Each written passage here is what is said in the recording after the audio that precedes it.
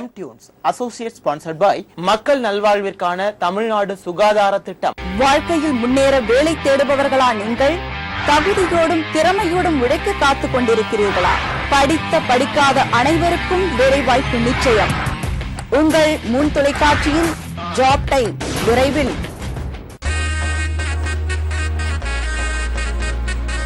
Hello, hi viewers.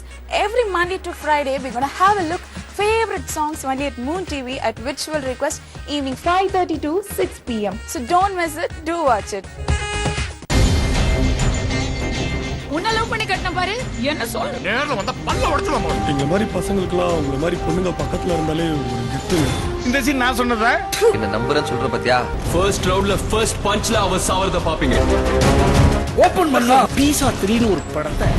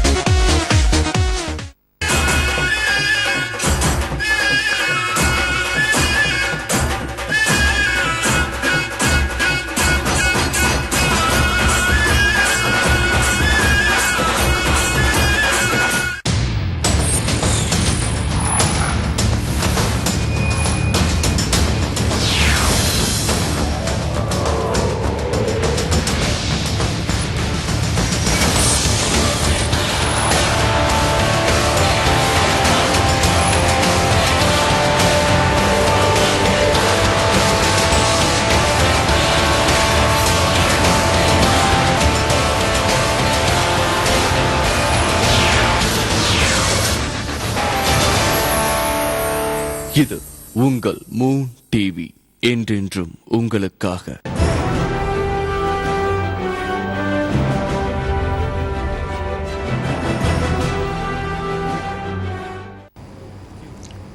வணக்கம் நேயர்களே. இன்றைய திறம்பட பேசி நிகழ்ச்சி ஆசிரியர் தினம் அரசியலாக்கப்படுகிறதா என்ற தலைப்பில் வாதிக்க உள்ளோம். செப்டம்பர் 5 வருடந்தோறும் டாக்டர் ராதாகிருஷ்ணன் பிறந்த நாள் ஆசிரியர் தினமாக கொண்டாடப்படுகிறது. ஒரு பேராசிரியராக இருந்து கல்லூரி முதல்வராக ஏற்றம் பெற்று பிறகு துணைவேந்தராக பல பொறுப்புகள் ஏற்று தத்துவ மேதையாக அறியப்பட்டு பின்பு இந்தியாவின் குடியரசுத் தலைவராக உயர்ந்த டாக்டர் ராதாகிருஷ்ணன் அவர்களின் பிறந்த நாளை 1962 இந்தியாவில் ஆசிரியர் தினமாக கொண்டாடப்பட்டு வருகிறது. தங்களுக்கு கல்வி கற்றுக் கொடுத்த ஆசிரியரை நன்றி கூறும் விதத்தில், ஆசிரியர்களை போற்றும் விதத்தில் கொண்டாடப்பட்டு வருகிறது. நமது இந்திய மரபில் மாதா, பிதா, குரு, தெய்வம் என அந்த 3 முதல் அந்த வரிசையில் வரக்கூடியவர்களை தெய்வமாக, அதாவது நடமாடும் தெய்வமாக புரிந்து கொள்ளக்கூடிய ஒரு மரபு கடைபிடிக்கப்பட்டு வருகிறது. இந்த சூழலில் இந்த ஆசிரியர் தினம் எவ்வாறு கொண்டாடப்பட வேண்டும் என்பதில் கருத்து வேறுபாடுகள் ஏற்பட்டிருக்கின்றன. அது குரு உற்சவ் என்ற பெயரில் கொண்டாடப்பட வேண்டும் என மத்திய மனிதவள மேம்பாட்டுத்துறை அறிவிக்கப் போக, அவ்வாறு அந்த பெயர் சமஸ்கிருத பெயரை வைக்கக்கூடாது என்று தமிழ்நாட்டில் திமுக தலைவர் கருணாநிதி, மதிமுக தலைவர் வைகோ, பாமக தலைவர் டாக்டர் ராமதாஸ் உள்ளிட்டவர்கள் எதிர்ப்பு தெரிவிக்க இந்த பிரச்சனை இப்போது அரசியல் வடிவம் பெற்றுள்ளது. ஆசிரியர் தினம் எவ்வாறு கொண்டாடப்பட வேண்டும், அது எவ்வாறு புரிந்து கொள்ளப்பட வேண்டும் என்பது குறித்து இங்கே நாம் இந்த அரங்கத்தில் விவாதிக்க உள்ளோம். நமது அரங்கத்திற்கு மூத்த பத்திரிகையாளர், எழுத்தாளர் திரு நெய்வேலி பாலு அவர்கள் வந்திருக்கிறார். வணக்கம் சார். அதே போல் சம்ஸ்கிருத பாரதியிலிருந்து பிரவீனா என்பவர் வந்திருக்கிறார். வணக்கம் சார். இப்போ இந்த ஆசிரியர் தினம் என்பது ஒரு சிறப்பான அம்சம். ஒரு குருவை, தன்னை வாழ்வை உயர்த்த வந்த ஒரு குருவை நன்றியோடு நினைத்து பார்க்க, மாணவர்கள் நினைத்து பார்க்கக்கூடிய ஒரு நாளாக நீண்ட காலமாக அது கடைபிடிக்கப்பட்டு வருகிறது. உண்மையில் அது எவ்வாறு கொண்டாடப்பட வேண்டும் என்று உங்கள் பார்வையில் நினைக்கிறீர்கள்? பொதுவாக ஆசிரியர் தினம் நீங்கள் சொன்னது மாதிரி கிட்டத்தட்ட ஒரு 40-42 ஆண்டுகளாக இந்தியாவில் கொண்டாடப்பட்டு வருகிறது. அதை பொறுத்த அளவில் அதில் எதுவுமே இதுவரைக்கும் ஒரு சர்ச்சையோ ஒரு சிக்கலோ வந்தது இல்லை. அந்த தினத்தை இன்னும் எப்படி சிறப்பாக கொண்டாடலாம் அப்படின்னு வேணால் பார்க்கலாம். அதற்கு பிறகுதான் வந்து இன்றைக்கு பார்த்தீங்கன்னா ஆசிரியர்களில் வந்து நல்லாசிரியர் விருது, அதே மாதிரி தேசிய அளவில் ஜனாதிபதி குடியரசுத் தலைவருடைய விருது பெற்ற ஆசிரியர் என்றெல்லாம் பல்வேறு ஆசிரியர்களை நாம் வந்து உயர்த்தி அவர்களுடைய மரியாதையை உயர்த்தக்கூடிய அளவிலே நம்முடைய நாட்டிலே பல்வேறு விதமான விருதுகளும் சிறப்புகளும் அவர்களுக்கு செய்யப்படுகின்றன. இப்போ நமக்கு என்ன தேவையாக இருக்குது என்று சொன்னால், இந்த ஆசிரியர் தினம் என்பது இன்றைக்கு வந்து ஒரு பெயர் மாற்றம் படுவதற்கான தேவை என்ன என்று எனக்கு புரியவில்லை. முதல்வதற்கான தேவை இருப்பதாக தெரியவில்லை. ஏன் அப்படின்னு சொன்னால், இன்றைக்கு காலையில் நான் செய்தித்தாளில் பார்க்குறேன், ராஜீவ்காந்தி கேல் ரத்னா விருது, அப்புறம் அதே மாதிரி ஏதோ ஒரு சில பெயர்கள் எல்லாம் மாற்றுவது என்கின்ற ஒரு முயற்சியில் இன்றைக்கு வந்திருக்கக்கூடிய அரசு ஒரு முயற்சி எடுத்து வருகிறது. அது எனக்கு சரியாகப்படவில்லை. ஏன்னு கேட்டால், இந்த பெயர்கள் எல்லாருமே ஒரு குறிப்பிட்ட காலத்தில் நம்முடைய சமூகத்தில் நம்மளுடைய நாட்டில் இருந்த ஒரு மிகப்பெரிய ஆளுமைகள், அவர்களுக்கு ஒரு பெரிய மரியாதை மக்கள் மத்தியில் ஒரு செல்வாக்குடைய அவர்களாகத்தான் நம்ம வைத்திருக்கிறோம்.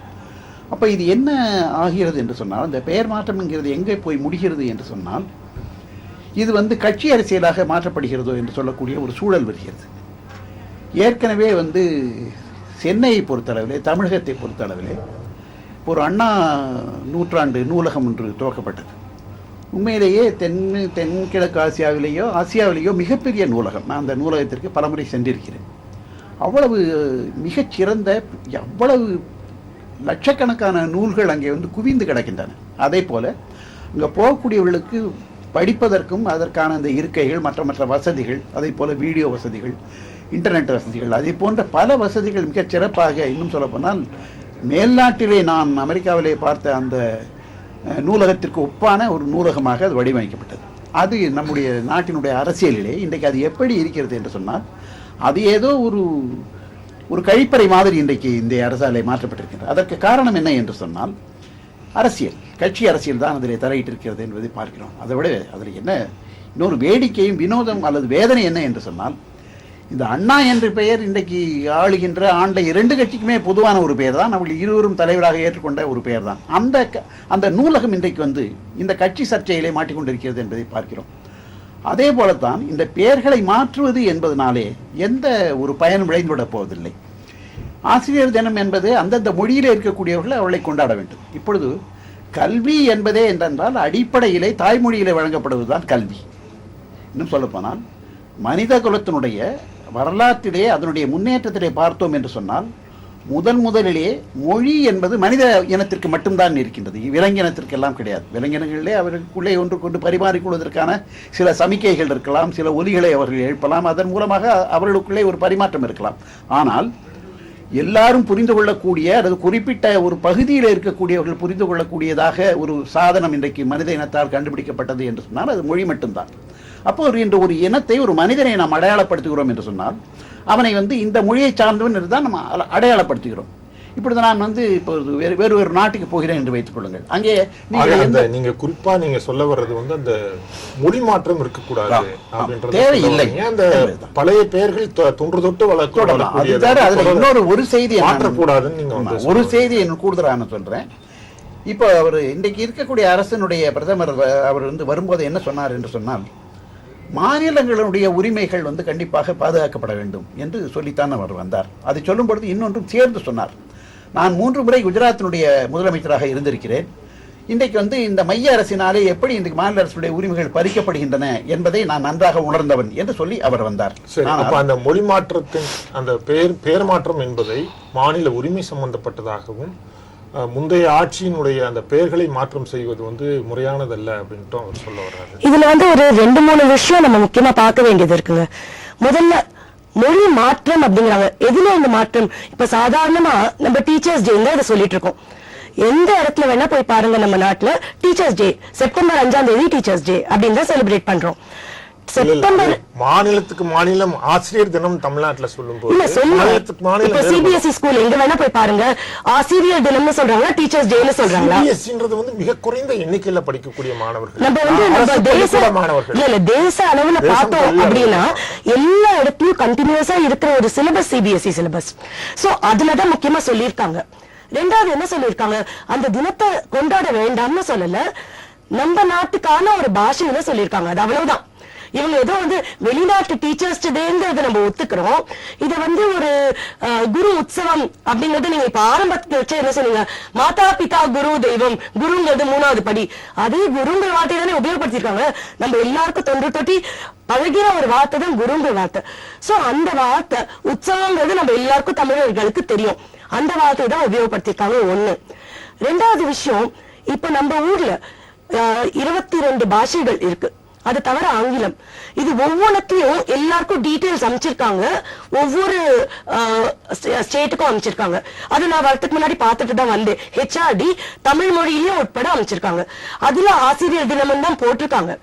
அதனால இது எங்க வந்து ஒரு பாலிடிக்ஸ், எங்க ஒரு ஆத்மை, எதுவுமே எனக்கு புரியல. ஏன்னா இதுல சொல்ல வந்திருக்கிற விஷயம் ஒன்னே ஒண்ணு, எஸ்ஏ ரைட்டிங் காம்படிஷன். கல்லூரிகள் எல்லாமே வந்து கட்டுரைகள் எழுதணும். எதை பத்தி எழுதணும்? அவங்களோட ஆசிரியர் பத்தி எழுதணும். ஆசிரியர்கள் தனக்கு என்ன விதமான ஒரு பங்களித்தாங்க தன் வாழ்க்கையில. இதுல பாலிடிக்ஸ் எங்க வருது? அவங்க என்ன சொல்லிருக்காங்கன்னா, மனிதவள மேம்பாட்டுத்துறை அமைச்சர் என்ன சொல்லிருக்காங்கன்னா, அந்த பெயர் மாற்றம்ன்றது வந்து கட்டுரை தலைப்பு தானே தவிர அந்த தினத்தினுடைய கொண்டாட்டத்தின் தலைப்பு அல்ல அப்படின்னு சொல்லியிருக்காங்க. அப்பயும் கூட அந்த கேள்வி எழுது, அந்த குரு உற்சவன்றது வந்து ஒட்டுமொத்த இந்தியாவுக்கும் பொதுவான தலைப்பா, கட்டுரை தலைப்பா அப்படின்னு நான் கேட்கிறேன். ஆமாங்க, குரு உற்சவம் ஒரு வார்த்தை எல்லாருக்கும் புரியணும் அப்படின்னா இன்னைக்கு நம்ம என்ன ஒரு சூழ்நிலைக்கு தள்ளப்பட்டிருக்கோம், ஆங்கில மொழியில தான் வைக்கணும் அப்படின்னு ஆயிடுது. அதுக்கு பதிலா எல்லாருக்கும் புரியக்கூடிய இது. இப்ப தமிழ்நாட்டுல ஆரம்பிச்சு யாருக்குமே குருங்கிற வார்த்தை புரியாம இருக்கவே இருக்காது. உற்சவங்கிற வார்த்தை எல்லாருக்கும் பழகி வார்த்தை. குரு உற்சவம் ஒரு வார்த்தை பேர் வச்சிருக்காங்க. அதுக்கு ஆங்கிலத்துலதான் பேர் வைக்கணுமா? நம்ம நம்ம ஒரு மொழியில பேர் வைக்க கூடாதா? இல்ல, அதாவது அந்தந்த மாநில மொழியில அந்த அளவுக்கு அந்த பள்ளி மாணவர்களுக்கு அளவுக்கான ஒரு புரிதலோடு நீங்க பாருங்க. அரசு பள்ளி மாணவர்களுக்கு வந்து நீங்க சொல்லக்கூடிய அந்த குரு உற்சவன்றது கண்டிப்பா புரியறதுக்கு வாய்ப்பு இல்லை. குரு புரியும், உற்சவன்றது வந்து சராசரி ஒரு கிராமத்து மாணவன் கோணத்துல இருந்து நீங்க பாத்தீங்கன்னா அந்த உற்சவன்ற வார்த்தை கொஞ்சம் அவங்களுக்கு இன்னும் நல்லா புரியுங்க. அப்பப்ப எல்லா உற்சவம் போயிட்டே இருக்கு. நீங்க வீதி உற்சவம் எல்லாருக்கும் உற்சவம் அப்படின்னு சொல்ற அந்த ப்ரொனவுன்சியேஷனுக்கும் உற்சவ் அப்படின்னு சொல்லக்கூடிய அந்த ப்ரொனவுன்சியேஷனுக்கும் வித்தியாசம் இருக்கத்தானே செய்யுது. மறுபடியும் உற்சவம் சொல்லிக்கோங்க, பிரச்சனையே கிடையாது. டீச்சர்ஸ் டேங்கிறது அந்த மாணவனுக்கு புரியும் அப்படின்னா இது கண்டிப்பா புரியணும் இல்லைங்க. அதாவது நான் என்ன சொல்றேன், மாணவன் சொல்றதே இல்ல, ஆசிரியர் தினம் தான் கொண்டாடுறாங்க. நீங்க எந்த பள்ளியில், நீங்க சிபிஎஸ்இ பள்ளி பத்தி மட்டுமே நீங்க பேசிட்டு இருக்கீங்க. சிபிஎஸ்இ பள்ளி என்பது எதற்காக உருவாக்கப்பட்டது என்று சொன்னால், அகில இந்திய அளவில் ஒரு மாநிலம் விட்டு மற்றொரு மாநிலம் என்று டிரான்ஸ்ஃபர் பண்ணக்கூடிய தன்னுடைய பணி நிமித்தமாக மாறக்கூடியவர்கள் அல்லது வேலை நிமித்தமாக மாறக்கூடியவர்களுக்கு ஒரு வசதிக்காகத்தான் சிபிஎஸ்இ பள்ளிகளும் மெட்ரிக் பள்ளிகளும் துவக்கப்பட்டன. அது பின்னாடி எப்படி ஆயிடுச்சுன்னா, இந்த சைனீஸ் ஸ்கூலும் சிபிஎஸ்இ ஸ்கூலுடைய வரலாறே அதற்காகத்தான். ஆனால் பின்னாடி என்ன ஆயிடுச்சு என்று சொன்னால், இந்த சிபிஎஸ்இல படித்தாலே, அங்கே ஆங்கில மொழியில் படித்தாலே அதற்கு ஒரு தனி கௌரவம் இருப்பதை போல ஒரு கட்டமைப்பு செய்யப்பட்டது, ஒரு பொய்யான கட்டமைப்பு. அதில் எனக்கு என்ன வருத்தமா இருக்குன்னு சொன்னால், இன்னைக்கு இந்த குரு உற்சவ் பேசக்கூடியவர்கள் கூட இன்னைக்கு சிபிஎஸ்இ வந்து தலைமையில் உச்சி மேல் வைத்து அதை புகழ்ந்து கொண்டிருக்கக்கூடிய ஒரு சூழ்நிலையை நான் பார்த்துக்கிட்டு இருக்கேன். இப்போ உதாரணமாக எடுத்துக்கிட்டீங்கன்னா, இப்போ சிபிஎஸ்இ பள்ளிகள் என்பது மொத்தம் எத்தனை விழுக்காடு இருக்கு? சிபிஎஸ்இ பள்ளிகள், சைனிக் பள்ளிகள் அல்லது மெட்ரிக் பள்ளிகள் என்று எடுத்துக்கொண்டால் 82 விழுக்காடு தமிழ்நாட்டிலே இருக்கக்கூடிய பள்ளிகள் தாய்வழி தமிழ் வழி பள்ளிகளும் அரசு பள்ளிகளும் அரசு உதவி பெறக்கூடிய பள்ளிகளும் மட்டும்தான் இருக்கின்றன.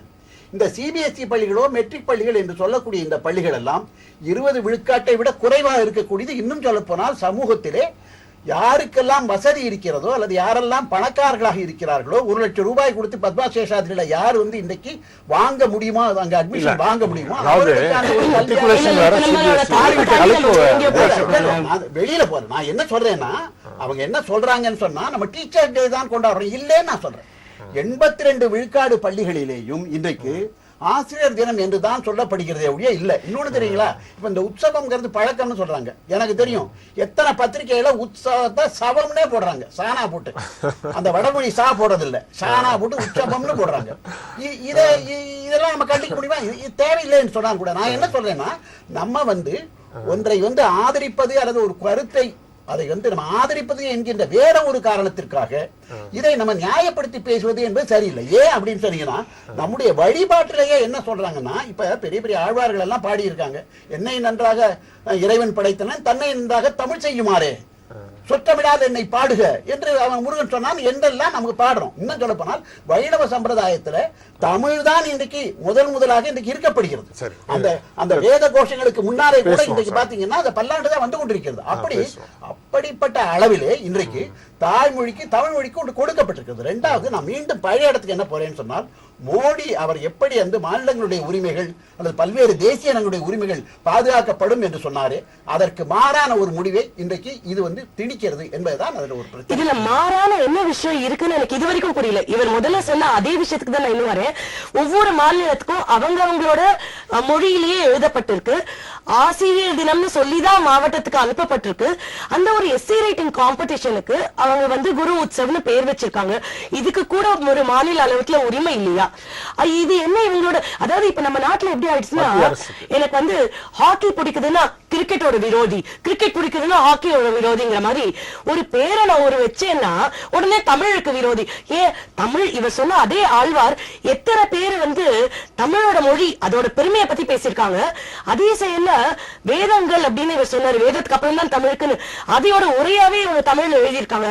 அப்படின்னா என்ன, வேதங்களும் முக்கியம், எல்லா வடமொழியும் முக்கியம். வடமொழி அப்படின்னா அதுல இருக்கிற இலக்கணம் இலக்கியத்துல எதுக்காக இலக்கணம்? இப்ப மொழி தொடர்பான விவாதம் ஒரு புறம் இருக்கட்டும். இந்த ஆசிரியர் தினத்தை கொண்டாடுகின்ற அந்த நடைமுறையில வந்து முன்பு பழைய சம்பிரதாயப்படி ஆசிரியருடைய காலை கழுவி அந்த மாதிரி பண்ற அந்த மெத்தட்லாம் நீங்க வந்து இம்ப்ளிமெண்ட் பண்ற மாதிரியான ஒரு பிளான் இருக்கா? இப்ப சத்திக்கு நாங்க சொல்லியிருக்கிறது எஸ்ஏ ரைட்டிங் காம்படிஷன் தாங்க. இதுக்கு மேல அவங்க என்ன நினைக்கிறாங்க அப்படிங்கிற விஷயம் சமீபத்துல வந்து அந்த இந்து ஆன்மீக மாநாடு நடத்தப்பட்ட போது அங்கே வந்து பள்ளிக்கூட மாணவர்களை வரவழைத்து ஆசிரியர்களையும் வரவழைத்து அவர்கள் காலை கழுவி அவர்கள் வந்து மரியாதை பண்ற மாதிரியான ஒரு அணுகுமுறை கடைபிடிக்கப்பட்டது. அது போன்ற அணுகுமுறைகளை வந்து ஆசிரியர் தினத்துக்கும் எடுத்துட்டு வர்ற மாதிரியான ஒரு எண்ணம் இருக்கிறதா? அது பேச்சு அடிபட்டு இருக்கா? நான் கட்சி ஆள் இல்லைங்க, எனக்கு அதை பத்தி தெரியாது. ஆனா அந்த மாதிரி இருந்ததுன்னா நான் அதை வரவேற்பேங்க. ஏன்னா எப்போ வந்து ஒரு குழந்தை ஒரு ஆசிரியர் கால கழுவி பூஜை பண்ணுவதோ அந்த ஆசிரியர்களுக்கு ஒரு மாரல் ரெஸ்பான்சிபிலிட்டி ஆயிடும். ஐயோ இந்த மாதிரி நம்மள ட்ரீட் பண்றாங்க, அந்த அளவுக்கு நான் நடந்துக்கணும் அப்படிங்கிறது அவங்களுக்கு வந்து ஒரு ரெஸ்பான்சிபிலிட்டி ஆகி அதுக்கு தகுந்த மாதிரி இவங்களே தன்னை தானே ஒரு உதாரணமா வச்சுக்கிறதுக்கு ஒரு முக்கியமான வழி இது. சோ ஒரு சைக்காலஜியா ஸ்டூடெண்ட்ஸ்க்கும் டீச்சர்ஸ் மேல அந்த அளவுக்கு மதிப்பு வரும், டீச்சர்ஸ்க்கும் அதுக்கு தகுந்த மாதிரி நடக்கணும் அப்படிங்கிற ஒரு கட்டுப்பாடு அவங்களுக்கும் ஒரு மனசுக்குள்ள ஏற்படுத்தும். அதனால இத மாதிரி ஒரு வழிபாடு நடக்க போகுது அப்படின்னா நான் கண்டிப்பா அதை ஆதரிப்பேன். சார், இப்ப இவங்க சொல்ற மெத்தட்ல இப்படி செய்வதன் மூலமாக அவங்களுக்கு ஒரு பொறுப்புணர்ச்சி வரும்னு சொல்றாங்க. ஆனா அப்படி ஒரு பொறுப்புணர்ச்சி வருவதற்கு அதுதான் வழிமுறையாகுமா? அல்லது வந்து இன்னைக்கு பாத்துக்கிட்டீங்கன்னா ஆசிரியர்கள் வந்து மாணவர்களை வந்து ட்ரீட்மெண்ட் பண்ற விதத்துல, பாடம் எடுக்கின்ற விதத்துல, டெடிக்கேட்டடா அந்த வகுப்பறையை நடத்தி செல்லக்கூடிய விதத்துல ஒரு 30-40 வருடத்துக்கு முன்பு இருந்த ஆசிரியர்களுக்கும் இன்றுள்ள ஆசிரியர்களுக்கும் மிகுந்த வேறுபாடு இருக்கிறது. அப்படின்னும் போது இந்த ஆசிரியர்கள் மத்தியில வந்து மாணவர்களுக்கும் ஆசிரியர்களுக்குமான அந்த உறவை மெயின்டைன் பண்றதுல இவங்க சொல்ற அணுகுமுறை பலன் தருமா? அது வந்து நீங்க காலப்போக்கில் நம்ம என்ன மாறிட்டோங்கிறத பார்க்கலாம். ஒரு பக்கத்தில் சிபிஎஸ்சி பள்ளிகளை ஆதரிச்சுட்டு நம்ம வந்து குருகுல வாசத்தை பற்றி பேசுறது என்பது ஒன்றுக்கு ஒன்று தொடர்பே இல்லாத பேசுறது. அது அப்படியெல்லாம் அது வந்து அந்த சிந்தனையே ஒன்றுக்கு ஒன்று மாறுபட்ட சிந்தனை. அது அப்படி பேசக்கூடாது. இன்னொன்று என்ன சொல்கிறேன்னா, இப்போ இந்த அரசை பொறுத்தளவில் இவங்களுக்கு அரசியல் இல்லாமல் இருக்கலாம், ஆனால் இது அரசியலாக்கப்படுகிறது என்பதற்கு பல காரணங்கள் இருக்கிறது. முதல்ல வந்த உடனே எல்லாமே வந்து மைய அரசுக்கு எழுதக்கூடிய கடிதங்கள் எல்லாம் வந்து இந்தியில தான் எழுதணும் என்று ஒரு சர்க்குலர் போடாங்க. அப்போ உடனே வந்து மற்ற மாநிலங்கள்லேருந்து அதற்கான ஒரு எதிர்ப்பு வந்த பிறகு என்ன வந்தது என்று சொன்னால், இல்லை அது வந்து அது ஹிந்தி எங்கெங்கே வழங்கக்கூடிய மாநிலங்கள் இருக்கோ அந்த மாநிலங்களுக்கு மட்டும்தான் என்று அரசு அதற்கு ஒரு விளக்கம் கொடுத்தது. அதற்கு பிறகு மற்றொன்று என்ன என்று சொன்னால், தமிழ்நாட்டை பொறுத்த அளவிலே நீண்ட நெடுங்காலமாக 1935 இருந்து எடுத்துக்கொண்டோம் என்று சொன்னால் தமிழ் மொழிக்கான ஒரு முன்னுரிமை கொடுக்கப்பட வேண்டும், அல்லது தமிழ் மொழியிலே தான் எல்லாமே செய்ய வேண்டும், மற்ற ஒரு மொழியினுடைய திணிப்பு என்பது கூடாது என்கின்றது ஒரு தொடர்ந்த ஒரு அரசியலாக இல்லை, அது ஒரு சமூக பிரச்சனையாக வந்து கொண்டிருக்கின்றது. அதையும் நம்ம கணக்கில் எடுத்துக்கணும். இதை வந்து அரசியலாக்குவது என்பது சரியாக இருக்காது, அது சரியும் இல்லை. ரெண்டாவது என்ன அப்படின்னு சொன்னீங்கன்னா, இப்ப அந்த முதல்ல அந்த இந்தி சர்க்குலர் போட்டாங்க. இப்ப இன்னைக்கு என்ன சொல்றாங்க, குரு உற்சவம்னு சொன்ன பிறகு அதை என்ன சொல்றாங்கன்னா, அது ஒரு கட்டுரை தலைப்பு தான், நீங்க ஆசிரியர் தினத்தை ஆசிரியர் தினமா கொண்டாங்க. இப்ப நான் என்ன கேட்கிறேன்னா, இப்ப அதை மாற்ற வேண்டிய தேவை என்ன வந்திருக்கிறது? அப்போ அதற்கு ஒரு நோக்கம் இல்லாமல் இன்றைக்கு அரசு செய்யவில்லை. ஹிந்தியிலே வந்து கடிதங்கள் எழுதப்பட வேண்டும் என்பதோ, சர்க்குலர்கள் வந்து அதன் வழியாக சுற்றறிக்கைகளாக அந்த இந்தி மொழியில தான் விடப்பட வேண்டும் என்று சொல்லியதோ, அதற்கு அடுத்து இது வந்திருக்கிறது என்பது வந்து அது வந்து தொடர்ந்து இந்த அரசிற்கு வந்து இந்த மாதிரியான ஒரு நோக்கம், குறிப்பாக இந்தி சார்ந்த மொழிகளை இன்றைக்கு அதை வந்து வலுப்படுத்துவது. இன்னொன்று நான் எல்லோருடைய கவனத்திற்கு கொண்டு வர விரும்புகிறேன். இப்ப எல்லா அரசு துறைகளிலேயும் அரசு சார்ந்திருக்கக்கூடிய வங்கி அல்லது பொதுத்துறைகளிலேயும் இந்தி படிப்பதற்கான ஊக்கம் கொடுக்கப்படுகிறது. அந்த ஊக்கம் எதற்கு கொடுக்கிறார்கள் என்று சொன்னால், அப்படி இந்தி படித்தால் ஒரு ஆண்டு ஊதியம் ஊக்க ஊதியம் அவர்களுக்கு தரப்படுகிறது. ஒரு இன்கிரிமெண்ட் தரப்படுகிறது, 2 இன்கிரிமெண்ட் தரப்படுகிறது. அப்ப என்ன வருகிறது என்று சொன்னால், நம்முடைய அடிப்படையான கான்ஸ்டிடியூஷன்ல என்ன சொல்லிருக்கோம்னா, இந்தியா ஒரு நாடு அல்ல, பல்வேறு தேசிய இனங்களுடைய ஒரு கூட்டமைப்பு. இது ஒரு ஃபெடரல் செட்டப். அந்த மொழிக்கான முதன்மையை வந்து அழிக்கிறதுக்கோ அந்த உரிமையை வந்து மறுக்கிறதுக்கோ யாருக்குமே கிடையாது. இல்ல இப்போ ஒரே ஒரு விஷயம், இவர் வந்து சொல்றாரு இந்த மாதிரி இந்தியா ஒரு நாடு இல்லன்ட்டு. அது கண்டிப்பா உண்மை கிடையாது, நம்ம எல்லாருக்கும் தெரியும். இந்தியா ஒரு நாடு இல்லன்னா இந்தியா என்ன? பாரதம்ன்றது ஒரு நாடு, ஒரு நாடுனா ஒரு மொழி வேணும். இது நம்ம எல்லாரும் ஒத்துக்கக்கூடிய ஒரு விஷயம். இப்போ இந்தியா ஒரு நாடுதான், ஆனால் பல்வேறு தேசிய இனங்களின் தேசிய இனங்கள் இருக்கு, ஒத்துக்க வேண்டிய ஒரு விஷயம். இப்போ இதுல வந்து தமிழ் மொழியில தான் இருக்கணும் அப்படின்னா தமிழ் மொழியில நான் போய் டெல்லியில கொடுக்க முடியுமா? முடியாது.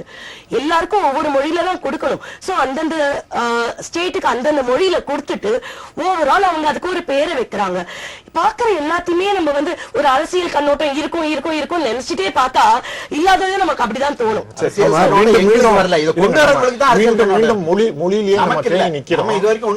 அடுத்த கட்டத்துக்கு வருவோம். அதாவது இதுவரைக்கும் இல்லாத ஒரு புதுமையாக பிரதமர் அவர்கள் நேரடியாக பள்ளி மாணவர்களிடம் வந்து வகுப்பறைக்கே வந்து பேசுற மாதிரியான ஒரு அமைப்பை வந்து கிரியேட் பண்றாங்க நவீன தொழில்நுட்பத்துல. ஒரு பிரதமர் வந்து மாணவர்களுக்கு இப்படி நேரடியாக பேசுவது என்பது நடைமுறையில் எவ்வளவு நாளைக்கு இல்லை. அந்தந்த மாணவர்களிடம் பேசுவதற்கு ஆசிரியர்கள் இருக்கிறார்கள், தலைமை ஆசிரியர்கள் இருக்கிறார்கள். அப்படி இருக்க அல்லது கல்வித்துறை சம்பந்தப்பட்டவர்கள் அல்லது சமூகம் கல்வி அதை தொடர்ந்த அது சார்ந்த அறிஞர்கள் இருக்கிறாங்க. இந்த பொறுப்பை ஒரு பிரதமரே தானே முன்னெடுத்து கொண்டு இந்த இடத்துல நான் உரையாற்றுகிறேன், அது அனைத்து மாணவர்களும் அதுவும் பள்ளி நேரத்திலே வகுப்பறையிலே அதற்கான டிவியை ஏற்பாடு செய்து ஒரு பள்ளிக்கூடமும் அதை ஏற்பாடு செய்ய வேண்டும் என்று ஒரு கட்டளை போல அது வந்து செயல்படுத்தப்படுவது என்பது இது எவ்வாறு சார் இதை பார்க்கறது? நம்ம இது மிக கடுமையான திணிப்பு. இது மட்டுமல்ல, இது கடுமையான அராஜகம்னு நான் சொல்றேன். ஏன்னு சொன்னால், ஒரு பிரதமர் வந்து நாட்டு மக்களுக்கு சொல்லலாம். இது வரைக்கும் நம்ம சுதந்திரம் பெற்ற பிறகு 47 68 வருஷமாக பல்வேறு பிரதமர்கள் பேசியிருக்கிறார்கள், குடியரசுத் தலைவர்கள் பேசுகிறார்கள், சுதந்திர தினத்தில், குடியரசு தினத்தில், மற்ற முக்கியமான நாட்கள் எல்லாம் பேசுறாங்க. அப்படி பேசும் பொழுது என்னன்னா, மக்களுக்கான பொதுவாகத்தான் பேசுவார்களே ஒழிய இப்படி பேசுவதில்லை. 2வது என்னன்னு சொன்னால், பள்ளியிலே அதுவும் குறிப்பாக வகுப்பறைக்குள் வந்து பிரதமர் பேசுகிறார் என்று சொன்னால், இன்றைக்கு வகுப்பறைக்குள் அரசியல் பூத்தப்படுகிறது என்று நான் சொல்லுகிறேன். ஏன்னு சொன்னா, ஒரு வகுப்பறையில் இருக்கக்கூடிய வெறும் இன்றைக்கு ஆளுகின்ற அந்த மையத்தில் இருக்கக்கூடிய அந்த கட்சியை சார்ந்தவர்கள் மட்டுமல்ல. அப்ப ஒரு பிரதமர் அந்த நேரடியாக மாணவர்கள்ட்ட பேசுவது என்பது என்ன என்றால், பல்வேறு மாநில மக்களுடைய உரிமைகள் மட்டுமல்ல, ஆசிரியர்கள், பள்ளி, அதனுடைய அந்த பயிற்று மொழி, அதனுடைய கல்வி மொழி, இதை போன்ற பல்வேறு உரிமைகளை மீறி செய்யக்கூடிய ஒரு அத்துமீறிய செயல். அது செய்யக்கூடாது. பிரதமர் நேரடியாக மாணவர்களுக்கு அப்புறம் நாளைக்கு என்ன பேசுவார்னா இன்னொன்று. இப்ப நான் என்ன கேட்கிறேன்னு சொன்னா, இப்ப அந்த ஒரு பள்ளி இது பிரதமர் உரையை எங்க பள்ளியில அது தேவையில்லை என்று ஒதுக்க முடியுமா?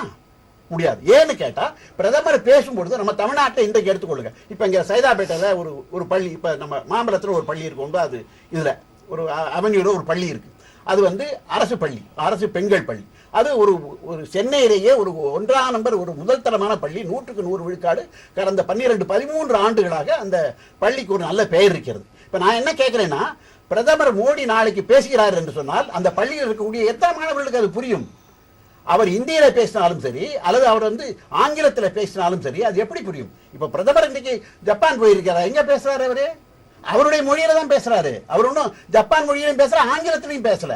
அப்ப இன்னும் சொல்ல போனால், இன்றைக்கு பாஜகவிற்கு அவர்களுக்கு இருக்கக்கூடிய ஒரு முக்கியமான அவருடைய மொழி கோட்பாடு என்ன என்று சொன்னால், அவர்கள் நாடாளுமன்றத்திலே இருக்கட்டும், பாராளுமன்றத்திலே இருக்கட்டும், எந்த பொது அரங்கிலே பேசினாலும் சரி, அவர்கள் அந்த ஹிந்தியிலே தான் பேசுவது என்பதை அவர்கள் ஒரு ஒழுக்கமாக வைத்துக் கொண்டிருக்கிறார்கள். சார், இது என்ன சார்? நம்ம தேசத்தோட ஒரு மொழி, அதை பேசாத ஒரு கிரிமினல்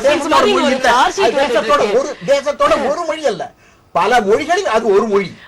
ஒரு மொழி, அந்த மொழியில் தானே பேசுறேன். நல்லா பேசினா கூட ஒத்துக்கலாம், ஆனா ஹிந்தியில பேசினா ஒத்துக்க முடியாது அப்படிங்கிற வாதத்தை எப்படி ஒத்துக்க முடியும்? நம்ம தேசத்துல இருக்கிற ஒரு மொழியில அவர் பேசுறாரு, நம்ம பெருமை கொள்ளணும். வெளிநாட்டுல போய் இது வரைக்கும் நம்மளோட தேசத்தை சார்ந்த எல்லாருமே ஆங்கிலத்துல தான் பேசியிருக்காங்க. இன்னைக்கு நம்ம தேசத்தோட ஒரு மொழியை அவர் அங்க போய் பேசுறாரு அப்படின்னா ஒவ்வொருத்தரும் அது பெருமைப்படக்கூடிய விஷயம். ரெண்டாவது, நம்ம தேசத்தோட பிரதம மந்திரி நம்ம தேசத்துல இருக்கிற குழந்தைங்கள்ட்ட பேசுறாரு. கண்டிப்பா வரவேற்க வேண்டிய ஒரு பெரிய விஷயம். இவ்வளவு இடங்களா நடக்காத ஒரு விஷயம் இன்னைக்கு நடக்கிறது அப்படின்னா எல்லாருமே அதுக்கு வந்து ஒரு பெரிய அளவுல ஆதரவு தெரிவிக்கணும் அப்படின்னு நான் நினைக்கிறேன். கண்டிப்பா. அதாவது நீங்க பிரதமர் பேசுவது தவறல்ல, ஆனால் அதை கட்டாயப்படுத்தி மாணவர்கள் வகுப்பறையில கேட்கணும் அப்படின்னு நிர்பந்திக்கிறது வந்து, மாணவர்கள் விருப்பப்பட்டால் அவர்கள் வீட்டில் கூட டிவி, எல்லார் வீட்லையும் இப்போ டிவி இருக்குது, அவங்க வீட்டில் போட்டு கேட்பாங்க. எல்லாருக்குமே கேட்கறதுக்கான உரிமை இருக்குது. ஆனால் கேட்டுத்தான் ஆக வேண்டும் என்று கட்டாயப்படுத்துவது எப்படி சரியாக இருக்கு? அதாவது ஒரு குரூப்பா ஒரு விஷயத்தை ஆர்கனைஸ் பண்ணும்போது நிறைய ஃபெசிலிட்டிஸ் வரும். இவர் சொன்ன மாதிரி ஹிந்தியில பேசுற ஒருவேளை புரியல அப்படின்னா மேபி இவங்க அதுக்கு வந்து டிரான்ஸ்லேஷன் ஏதாவது ஒரு கான்செப்ட் வச்சிருக்கலாம். ஏதோ வந்து ஒரு குரூப்ல எல்லாருக்கும் புரிய வைக்க முடிய ஒரு ஆப்பர்ச்சுனிட்டி. அப்படியான ஒரு தேவை அவசியம் என்ன தேவைன்னு பிரதம மந்திரி நினைக்கிறாரு, அதனால செய்யறாரு. அது ஒரு தனி மனிதனுடைய எண்ணமா? தனி மனிதனுடைய எண்ணம் ஒட்டுமொத்த நம்ம தேசத்தோட பிரதம மந்திரியோட எண்ணத்தை செயல்படுத்துறாங்க. இதுல என்ன தவறு இருக்கு? தேசத்தோட பிரதம மந்திரி முதல்ல அப்படி சிந்திக்கிறதே தப்பு. ஏன்னு கேட்டா, பாராளுமன்றத்திலேயே என்ன ஏற்பாடு இருக்கிறது என்றால், பல்வேறு மொழியை சார்ந்திருக்கக்கூடிய அந்த பாராளுமன்ற உறுப்பினர்கள் அவரவர்கள் மொழியிலே பேசலாம் என்றும், அந்த மொழி பல்வேறு மொழிகளிலே அதுல வந்து மொழி மாற்றம் செய்யப்படுவதற்கான கருவிகளும் இன்றைக்கு வந்து பாராளுமன்றத்திலே இருக்கு. அப்படி இருக்கும் போத ஒரு பள்ளிக்குள்ள வந்து ஒரு பிரதமர் வந்து இந்தியில பேசணுங்கிறது அவசியம் இல்ல. அடிப்படையா சொல்றேன் சார், நான் வந்து தமிழ்நாட்டுல படிச்சு வளர்ந்தேன். நான் படிக்கும் போது ஹிந்தி படிக்க கூடாதுன்னாங்க. இன்னைக்கு அதனால நான் படுற கஷ்டம் எனக்கு தெரியும். எங்க டிராவல் பண்ணாலும் ஹிந்தி தெரியாது. ஹிந்தி தெரியலன்னா எவ்வளவுதான் நமக்கு அறிவு வந்து எவ்வளவுதான் படிச்சிருந்தாலும் ஒரு பட்டிக்கார மாதிரி தான் நம்மள பாக்குறாங்க. இது வந்து நிதர்சனமான உண்மை, எல்லாருக்கும் தெரியும். வேற வழியை கிடையாது, ஒத்துக்க வேண்டிய ஒரு விஷயம். இன்னைக்கு ஹிந்தி தெரியும் அப்படிங்கறதுனால வந்து மத்தியில எவ்வளவு பேர் ஆட்சிக்கு வந்தாங்க அப்படின்னு நமக்கு தெரியும். அதனால ஹிந்தி இன்னைக்கு தேவையா தேவையில்லையா? தேவைதான். சம்ஸ்கிருதம் வேணுமா வேண்டாமா? கண்டிப்பா வேணும். திருவள்ளுவரே வந்து அகர முதல எழுத்தெல்லாம் ஆதி பகவன் முகத்தில் உள்ளது. ஆதியும் சரி பகவானும் சரி சம்ஸ்கிருத வார்த்தையில உபயோகப்படுத்திருக்காரு. அதனால இது ஒரு வேற பாஷை, இது வேண்டாம், இதை தள்ளி வைக்கணும். ஆங்கிலம் இருந்தாலும் நாங்க ஒத்துப்போம், நம்ம ஊர் பாஷை வேண்டாம் அப்படிங்கறதுல எந்த அளவுல நியாயமா இருக்க முடியும்? நீங்க சொல்றது எனக்கு ஒரு விஷயத்தை நீங்க கிளாரிபிகேஷன் பண்ணுங்க. ஒரு பிரதமர் நினைத்தால் கல்வித்துறையில் மாற்றங்களை கொண்டு வரலாம், வேண்டிய விஷயங்களை செய்யலாம். அதற்கான கட்டமைப்பு இருக்கு, நிர்வாக வசதிகள் இருக்கு, மிகப்பெரிய அரசு இயந்திரம் இருக்கு. ஆனால் தன் முகத்தை, தன் குரலை மாணவர்கள் வரைக்கும் கொண்டு செல்ல வேண்டும் என்று தன்னை மையப்படுத்தி சிந்திப்பது சரியாக இருக்குமா? தன்னை மையப்படுத்தி இல்ல, இது மாணவர்களை மையப்படுத்தி. மாணவர்களை மையப்படுத்தி செயல்படுத்துவதற்கான அரசு கட்டமைப்பு இருக்கிறது, அதை முறையாக பயன்படுத்தலாமே. அதாவது இம்மிடியேட்ல டெக்னாலஜி அவ்வளவு இம்ப்ரூவ் ஆயிருக்கு சார். நம்ம நினைக்கிறத இப்போ ஒரு விஷயம் நான் சொல்லணும்னு வச்சுக்கோங்களேன், நான் சொன்னது ஒரு விதம், நான் இன்னொருத்தட்ட சொல்லி அவங்க இன்னொருத்தட்ட சொல்லி அவங்க இன்னொருத்தட்ட சொல்லி அது மூலமா வருது வேற விஷயம். இல்ல, நீங்க இன்னொரு விஷயத்த நான் என்ன கண்ணோட்டத்தில் நான் சொல்றேன்றது நீங்க பாருங்க. ஒவ்வொரு மாநிலத்திலையும், ஒவ்வொரு பிரதேசத்திலையும், ஒவ்வொரு மண்ணிலையும், ஒவ்வொரு பள்ளிக்கூடத்திலையுமே கூட அவரவர்கள் சூழலுக்கு ஏற்ற மாதிரியான ஒரு விதத்திலே அந்த ஆசிரியர் தின விழாவை எடுத்துட்டு போய் கலை நிகழ்ச்சிகள், மற்ற ஆசிரியர்களை கௌரவப்படுத்துவது, அங்கங்க எப்படி சிந்திக்கிறாங்களோ அந்த அவங்களுடைய சுயேட்சையான ஒரு தன்மையோடு இயற்கையாக போக வேண்டிய ஒரு விஷயத்தை அதிகார மையத்தில் இருக்கிறவங்க என்னுடைய குரலை கேளு, நான் பேசுவதை கேளு அப்படின்னு குழந்தைகள் வரைக்கும் போறது சரியா இருக்குமா?